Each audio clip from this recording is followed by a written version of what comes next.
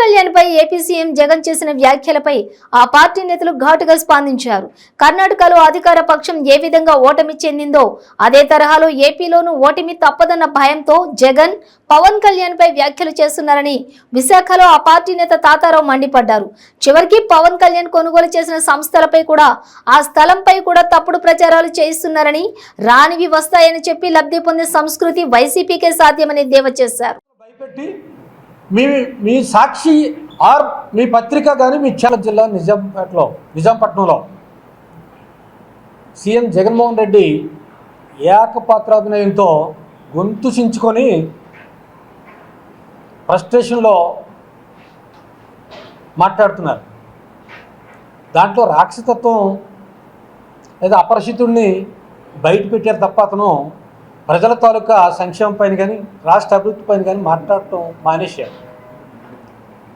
ఆయన ఫ్రస్ట్రేషన్లో ఉన్నారు సీఎం జగన్మోహన్ రెడ్డి గారు.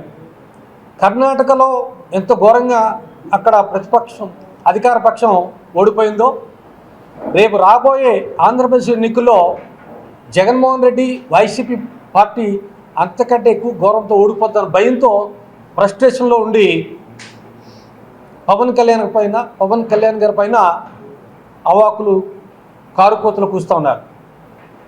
ప్రత్యేకంగా వారికి చెందినటువంటి కరపత్రం లేకపోతే వారికి చెందినటువంటి ఛానల్లో కానీ నిన్న ఒక కథనాలు వినిపించారు. అమరావతి రాజధాని పరిధిలో ఇన్నర్ రింగ్ రోడ్ అది ఉంది. ఇన్నర్ రింగ్ రోడ్ పేరు చెప్తే మార్కెట్ విలువ పెరుగుతుంది కనుక దాని పక్కనే పవన్ కళ్యాణ్ గారు స్థలం కొనుక్కున్నారని,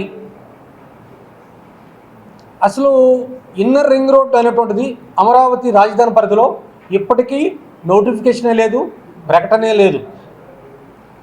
ప్రకటనే లేనటువంటి ఇన్నర్ రింగ్ రోడ్డు అది ఎక్కడ అమరావతి దగ్గర ఉంటే కాజా దగ్గర పవన్ కళ్యాణ్ గారు ఇల్లు కట్టుకోవాలని స్థలం కొనుగోలు చేస్తే 2014 పొందారు.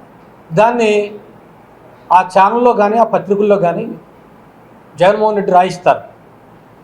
అసలు బోడిగుండుకి మోకాలకి ముడేసినట్లు కాజా అనేటువంటిది ఎంత దూరంలో ఉంది, పవన్ కళ్యాణ్ గారి స్థలం ఎక్కడుంది, మీరు చెప్పి ఇన్నర్ రింగ్ రోడ్ ఎక్కడుంది, దీనికి దానికి సంబంధం లేనటువంటి మాట్లాడటం మీకే తెలుసు.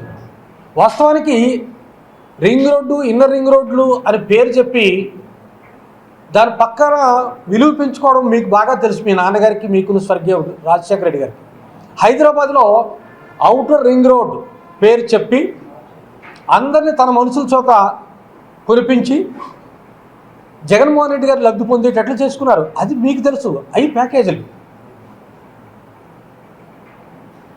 మీలాగా అందరికి అలవాటు ఉందని చెప్పి పవన్ కళ్యాణ్ గారి పైన అవాకులు చవాకులు పేలొద్దు.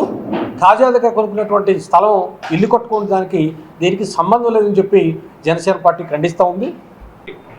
ఆ పేద ముఖ్యమంత్రికి ఒక పేద కొడుకు, మరి ఆ పేద కొడుకు 2004లో ఆస్తి విలువ ఎంత అంటే 9 లక్షలు. సీన్ కట్ చేస్తే 2019 నాటికి ఆ పేద కొడుకు ఆస్తి కాస్త 510 కోట్ల రూపాయలు అయ్యింది. ఈరోజు మరి పేద రాష్ట్రమైన ఆంధ్రప్రదేశ్ ఆస్తి ఎంత అంటే 10 లక్షల కోట్ల అప్పులకు ముంచేశాడు ఈ వ్యక్తి. మరి 2004లో 9 లక్షలున్న ఆస్తి 2019 వచ్చేసరికి ఏ విధంగా 510 కోట్ల రూపాయలు అయ్యింది. ఇదంతా కూడా మీరు అఫిడవిట్లో చూపించింది. ఇంకా చూపించని అఫిడవిట్లో మీకు అక్రమంగా సంపాదించిన వేల కోట్ల సంగతి ఈడీకి తెలుసు, అదేవిధంగా సిబిఐకి తెలుసు, కోర్టులకు తెలుసు. మరి ఎన్ని కంపెనీల దగ్గర ఎంతమంది వ్యక్తుల దగ్గర మీరు క్విట్ ప్రోకోల్ చేసి ప్యాకేజీలు తీసుకుని ఇంత సంపాదించారు? మీరు పవన్ కళ్యాణ్ గారిని అదేవిధంగా జన సైనికుల్ని జనసేన పార్టీ గురించి మాట్లాడుతున్నారు ఈరోజు. మరి మీ చరిత్ర తీసుకుంటే మరి మీ ముత్తాత గారి దగ్గర నుంచి మీ ముత్తాత గారి